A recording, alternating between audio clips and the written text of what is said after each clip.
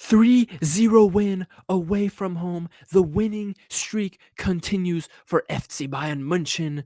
Monchengladbach get buried with a three-piece. Boom, boom, boom. You guys, we're too good. We're too good. The best team in the world strikes again today. Beautiful football. Great test. 3-0. We're going to talk about it. Kimmich, Rapha Guerreiro, and LENNY G. You guys, what did I tell you in preseason? What did I tell you? His name isn't Lennart. We don't fuck with Lennart. We don't fuck with that name. His name is LENNY G. And LENNY G strikes again. We will talk about LENNY G in this video. We will praise LENNY G in this video. Damn, we're gonna glaze LENNY G in this video. No Diddy, pause. He's still a minor. He's still a minor. But anyway, 3-0 win, boys. We're unstoppable. We're unstoppable. Like, life is so good at Bayern right now. You know the Ray K dance? Bro, we're unstoppable. We can't be beat. We're the best team in the world. We are the best. And the best flex. And we're flexing right now, boys. We're flexing right now. Let's talk about it. Let's talk about it. Domination. And I'm not a stats merchant, guys. I'm really not. But look at this, man. I'm not a stats merchant, but look at this domination. Look at this. Disgusting. Disgusting work. And I know they got a red card. Maybe some people might say red card tax. By the way, some idiots were saying that wasn't a red card. Bayern's Liga, they're paying for the league. Bundesliga. Go have a wank. Go touch grass. Seriously, that was a red card every single day of the week, twice on Sunday, bro. It was a cleats up challenge, and it landed in the middle of Luis Diaz's shin. What else do you want for a red card? So go touch grass, have a wink for all those losers that think that wasn't a red card. And after the red card, Gladbach just became more defensive. They're an awful team this year. They're second to last place. But interestingly enough, because they played so defensive, because they played 10 men, 9 men behind the ball, they parked that bus. They were truck drivers today. They took the truck, they took the bus, and they drove it right in front of their goal, and they parked that shit there. Not afraid of any parking tickets, and it made the game difficult for us. This was actually our toughest test of the season in terms of breaking down a team, solving a low block. And I can report to you guys happily that we passed the test with a nice little 3-piece up the ass and around the corner. Yeah, just excellent game. And Vison Company today, we're going to talk about the lineup when we scroll down, but he chooses the right lineup. A lot of players, key players got rest, a lot of rotation. Just nothing to complain about. We did concede a penalty in the game between the second and third goals. Tom Bischoff caused a penalty off of a corner kick we were defending, but those things happen. They missed the penalty. It doesn't matter. And who cares? Even if they scored that penalty, that LENNY G goal would have cured all my illness, would have cured all my frustrations. 3-0 win. And yeah, I'm not a stats merchant, guys. I'm not. But look at this. Look at this. I love the momentum graphs. I think momentum graphs are pretty good. Total domination, 3.54 XG, 83% possession, 27 shots, 4. It was more big chances. I think we had like more like 6 big chances in this game. But we come away with the 3-piece. Unstoppable. 13 out of 13 wins, bro. I think we're now tied. Actually, I misspoke in my last video. We're now tied for the most wins to start in a season. We're now tied the record. I think Fabio Capello's AC Milan of 1992 got 13 wins out of 13 to begin the season. We are now on 13 wins out of 13 games. We can now break the record and go 14 out of 14 on Wednesday against Köln in the DFB Pokal, which will be a big game. We will talk about that game later this week. I probably will do a preview. But, yeah, total domination. And the first half, we went at halftime 0-0, but we had like 3 or 4 great opportunities in that first half. Luis Diaz really should have scored in the 3rd minute. He really should have. Awful finish. Harry Kane had a huge opportunity. Olise had a huge opportunity. Tom Bischoff had an excellent shot from outside the box, I think it was. And we just couldn't break him down in the first half. Credit to Gladbach. Although they had no threat going forward, although they had 0 attacking threat, these guys, they defended well. Elvedi had a good game for himself today in the back. The guy who plays for Indonesia, Dix or something, Dykes, whatever his name is, He had a good game. Yeah, they were defending well, and I was happy with the test they gave us because this was the best low block we've played this season, and we learned things about the team. That's the thing I want from these games, man. Learn things, learn things, learn things. I want these teams in Bundesliga to challenge us, especially these bum teams like Gladbach this year. Just challenge us. Just allow us to work on our game.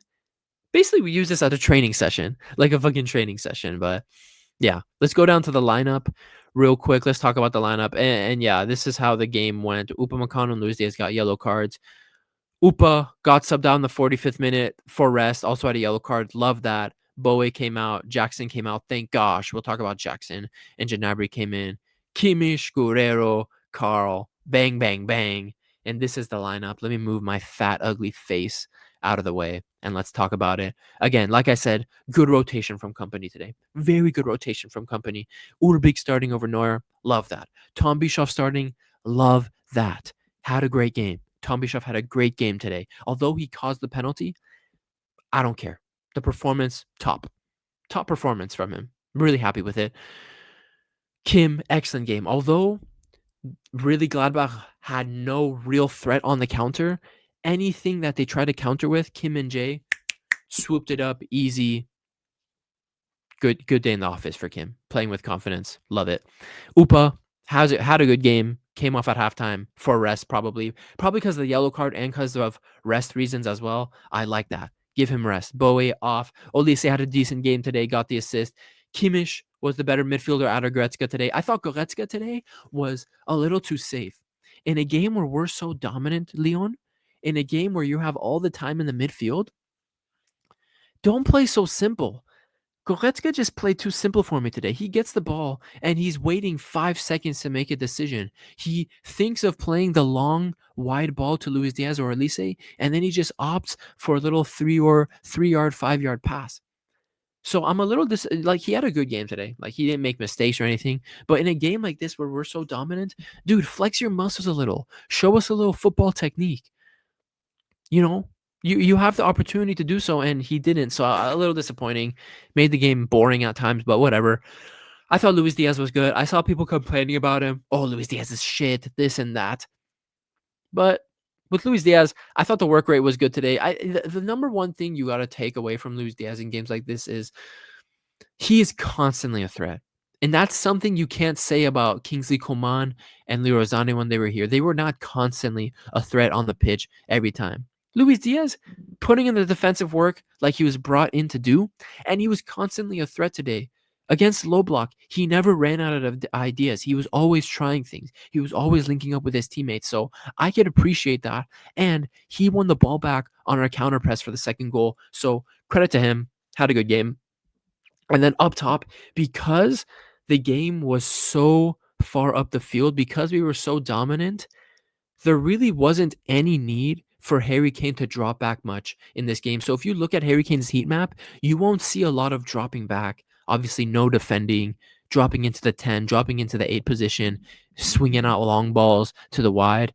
You didn't get to see a lot of that because we were pushing so high up the field, because we were so dominant. So in that sense, Kane was a little disappointing because I wanted to see more from him in a game against a low block. What kind of presence can you have in the box?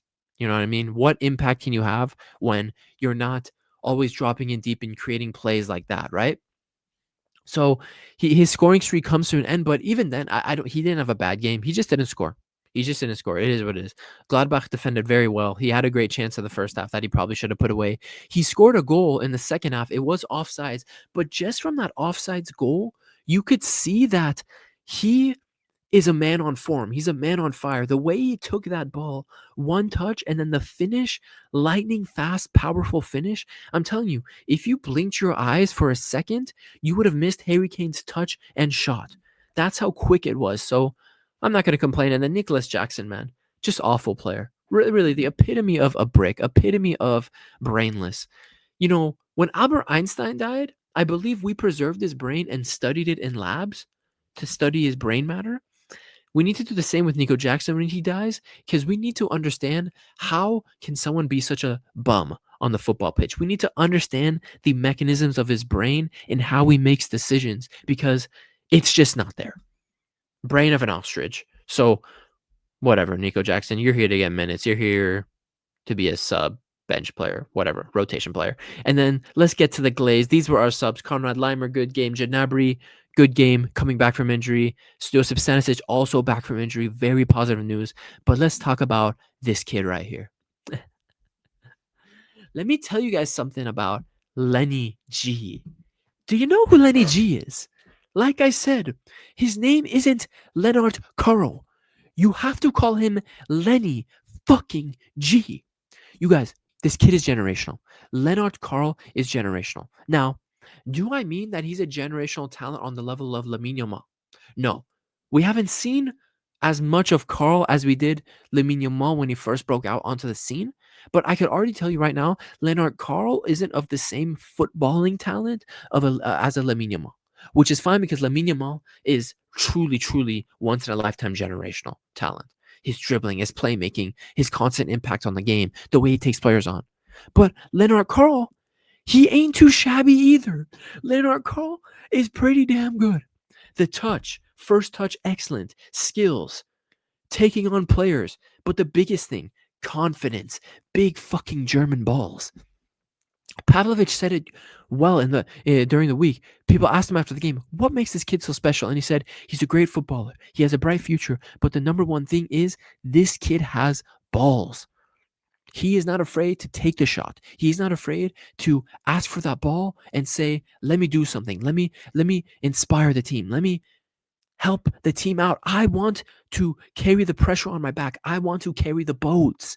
Who's going to carry the boats? He wants to carry the boats.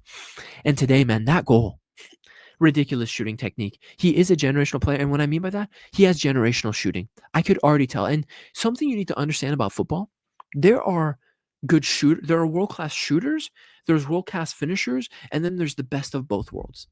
You know, your good shooters in the world are your Ernesto Valverdes, those kinds of guys. Your good finishers in the world are Gyökeres and Voltamata and those dudes. And then you have the best of both worlds where you have world class finishing and shooting, and that's your Erling Haaland and Harry Kane's. Mbappe too. Mbappe too. Those guys are there. LENNART KARL is on the shooting side. I don't know about the finishing yet because he doesn't get into positions in the 18-yard box where he has to do these nice little one-touch clinical finishes. But I can tell you right now, LENNART KARL is a generational shooting talent. His shooting technique with that left foot, ridiculous. Ridiculous. He just understands it.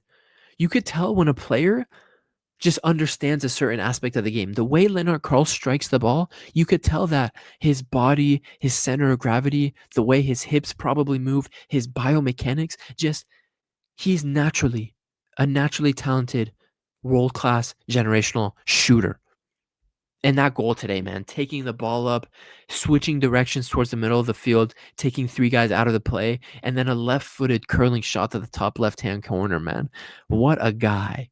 What a guy, LENNY G. What a guy. So, and the thing is, we haven't seen, coming out of Germany, we haven't seen a shooting talent like this. Someone with such amazing raw shooting ability since LUKAS Podolski. Since 2004. We haven't seen a shooting talent like this come out of Germany since Podolski in like 2004. So this is a special talent here. Germany have a gem for the future. We have a gem for the future, bro. And I'm telling you, LENNY G should be at that goddamn World Cup next summer. Julian Nagelsmann, LENNY G should be at that goddamn fucking World Cup next summer. He could be an excellent impact player off the bench because he's doing it for Bayern, bro. He's doing it in the Champions League. He's ready for it. I know he's ready for it. And just shades of Musiala, not in the sense of their play style, although he's himself very, like I said, he's still a really good dribbler, very good touch. Technical aspects of a game are there at 17 years old. But when Musiala broke out onto the scene, by the way, the fact that they have the same number, 42, and that he took Musiala's number shows he has those balls, shows how much he believes in himself. But when Musiala broke out on the scene, remember, his first start in the Champions League, round of 16 against Lazio. I instantly knew watching Jamal, yeah, this guy is different. This guy's generational because back then, You're seeing a kid that was demanding the ball from Thomas Muller, Lewandowski, Joshau Kimmich, David Alaba, Jerome Boateng. He was demanding the ball from treble winners, and he was taking 3, 4 guys on, creating just plays out of nothing, showing dribbling that we haven't seen out of Germany ever before from a German talent. This time with Lennart Karl, he is breaking onto the scene, and like Musiala, he's showing a side of his game that we haven't seen out of Germany in a while, and it's with the shooting. So I have so much belief in this kid. I'm truly convinced that he's going to be one of the best players in the world in the next couple of years. I really am.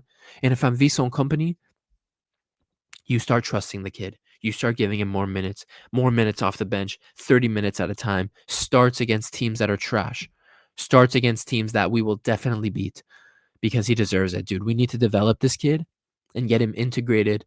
And obviously, he's a Bayern boy. He has Bayern in his blood. This is, and I like this, bro. Viso company is giving him the minutes. We're not going to fumble him.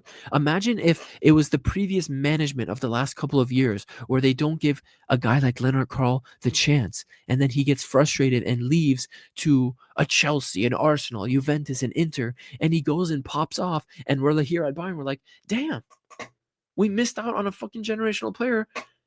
We are integrating him into the team. We are not missing out on him. And in reference, guys like Kenan Yildiz, Angelo Stiller, who we definitely regret letting leave the club permanently.